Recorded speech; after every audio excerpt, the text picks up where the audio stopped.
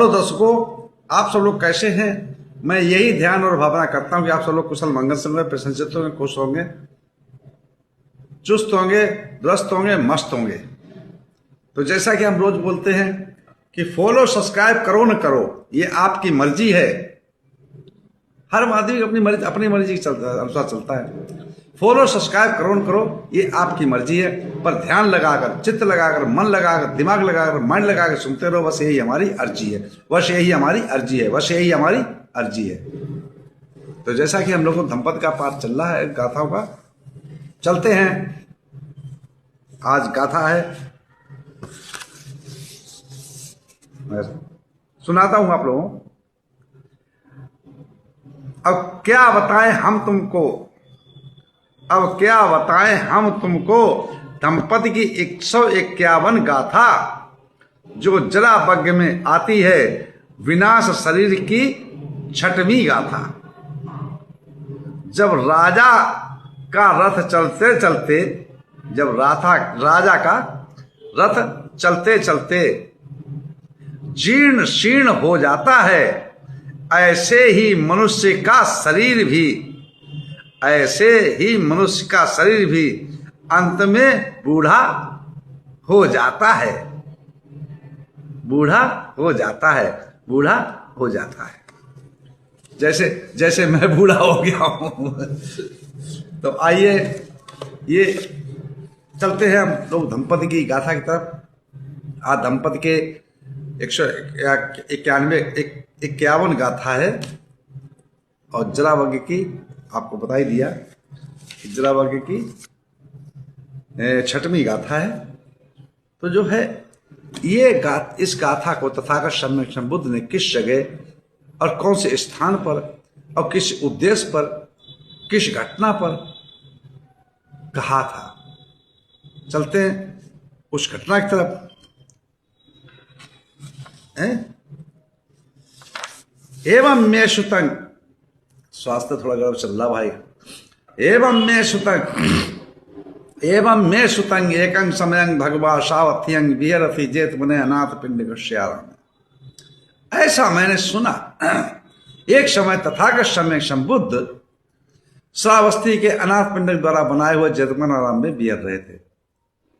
उस समय की घटना है, उस समय की कहानी है, उस समय की कथा है, उस समय की व्यथा है, जिसमें इस तथागत सम्यक इस कथा को कहा था, है ना।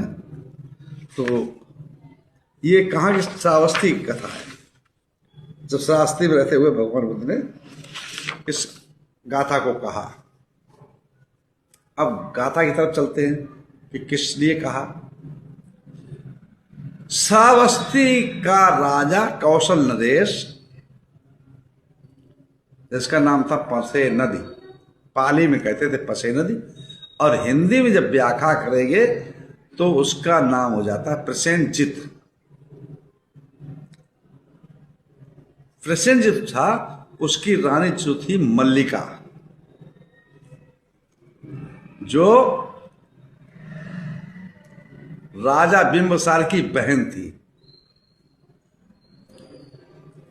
बहुत समझने वाली ये राजा बिंबिसार, राजगृह के और कौशल नरेश पसंद, ये आपस में दोनों साले और बहनों ही थे। एक दूसरे की बहन एक दूसरे की ब्याही थी, ठीक है, चलता था राजाओं में। तो राजा की रानी जो थी मल्लिका क्या करती, एक बार जो है वो स्नानागार में जाती है, और उसका जो पालतू कुत्ता था वो भी उसके अंदर घुस जाता है। जब वो उसके अंदर घुस जाता है, और इधर जो है राजा प्रसेनजित का जो है स्नानागार था, तो उसमें झरोका था, उससे वो देखते हैं, झरोके से कुत्ता गया। बाद में जब निकलते हैं दोनों लोग बाहर, आके देखते हैं, कहते पूछते हैं राजा प्रसेनजित कि रानी मल्लिका, ये बताओ तुम्हारे साथ और अंदर कौन था। मल्लिका बोलती, अरे महाराज, ये स्नानागार ही आपने ऐसे बनाया है कि इसमें एक अकेला जाए अंदर तो दो दिखते हैं, झूठ बोली, असत्य वचन बोली,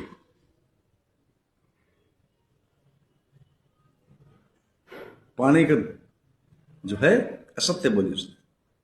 तो राजा पसंद कि भाई अच्छा, कि नहीं मानो तो आप जाके देख लो।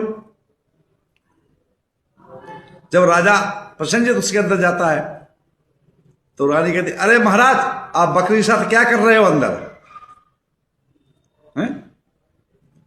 जब राजा ने कुत्ता के लिए दोष लगा था कि कुत्ते के साथ क्या कर रहे थे, तो उसने दोष लगाया बकरी के साथ क्या कर रहे हो। तो राजा के समझ में आ गया कि ऐसा हो सकता है। इस चर्चा को लेकर के कुछ समय पश्चात रानी मल्लिका का देहावसान हो जाता है और वो निरीय नरक में जाती है, जो उसने झूठ बोला था। बाकी तो वो सीध सदाचारणी थी, लेकिन जो एक ही शब्द झूठ बोला था क्यों संतप्त नहीं रहती थी। अब मैं अपनी जुबान से ऐसी बातों को नहीं करना चाहता हूं कि राजाओं के महाराजों को क्या होता, जिनकी 10-10 हजार 5-5 हजार 300 100 रानियां होती थी, तो कैसे रहती होंगी। दबाव में तो रहती थी, लेकिन अब कैसे जीती होंगी वही जानती होंगी। इसको आप अपने मनोविज्ञान से समझ सकते हैं, ठीक है ना। तो जब उसने झूठ बोला था, उस झूठ के कारण वो निरीय नरक में गई।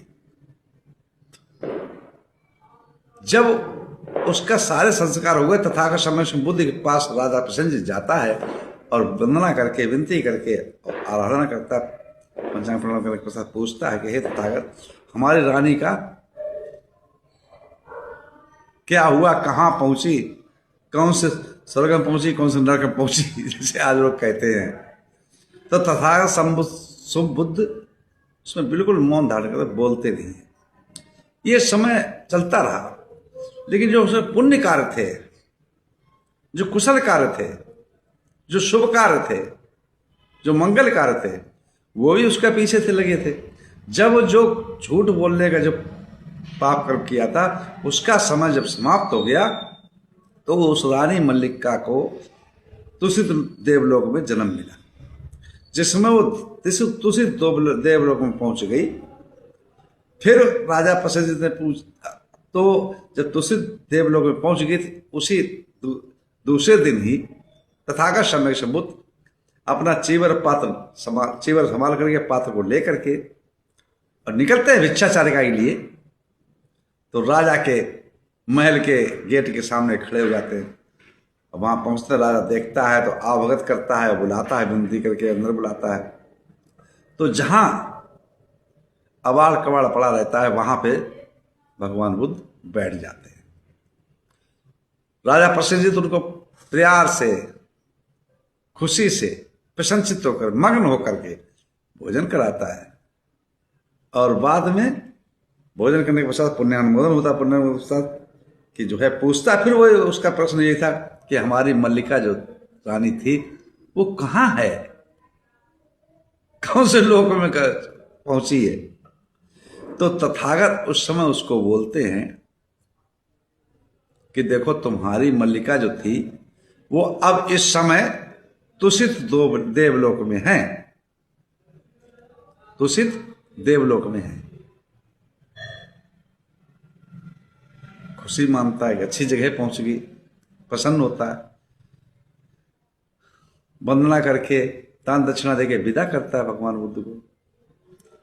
जब तथागत उसी समय जब विदा करने लगता है, तो उस समय कहते हैं, देखो राजन, आपका जो रथ है जिसमें बैठ के आप जाते हैं, तो वो रथ एक ही समान नहीं रहता। चलते चलते चलते चलते चलते चलते वो भी पुराना हो जाता है, फिर आप दूसरा रथ बनवाते हैं। इसी प्रकार से मनुष्य का जीवन है। जो मैंने अभी गाथा कही थी ना, अभी हमने जो पद में बनाया था, एक लाइन क्या बनाया था, जब राजा का रथ चलते चलते जीर्ण शीर्ण हो जाता है, ऐसे ही मनुष्य का शरीर भी अंत में बूढ़ा हो जाता है। तो तथागत ने कहा कि ऐसे ही मनुष्य का जीवन है। तो इसी समय पे ये गाथा कही थी। कौन सी गाथा है, मैं आपको सुनाता हूं, ध्यान लगाकर मन लगाकर सुनिएगा। जीरन्ति ये राजरथा सुचिता अथो शरीरंपि जरंगुपेति सतंचा धम्मो न जरंगुपेति संतो हवे सविपवेदयन्ति। राजा के सुचरित रथ पुराने हो जाते हैं तथा ये शरीर भी पुराना हो जाता है, किंतु संतों का धर्म कभी पुराना नहीं होता। संत लोग संतों से ऐसा ही कहते हैं। ये जो बात हमने कही है गाथा में, तथागत समझ बोले, ये सनातन है, ये कभी अमिट नहीं होता। ये पहले चलता आया, अब भी चल रहा, आगे चलता रहेगा। क्या कि आपका रथ भी पुराना होगा और नष्ट भी होगा। इसी प्रकार से ये जिसने जन्म लिया वो जवान भी होगा, बूढ़ा भी होगा, अंत में मरना भी पड़ेगा, जरा को प्राप्त होगा। ये सनातन है। अब सनातन पता नहीं कौन कौन सनातनी कह रहा है कि हम सनातनी, हम सनातन। सनातन का अर्थ जानते नहीं। किसी भी संप्रदाय के ग्रंथों में सनातन शब्द का अर्थ नहीं है, सनातन शब्द नहीं है, केवल बौद्ध धर्म के अलावा। सत्य वही होता, सनातन वही है जो कभी अमिट ना हो। पहले भी था, अब भी है, आगे भी रहेगा। Present, past, future,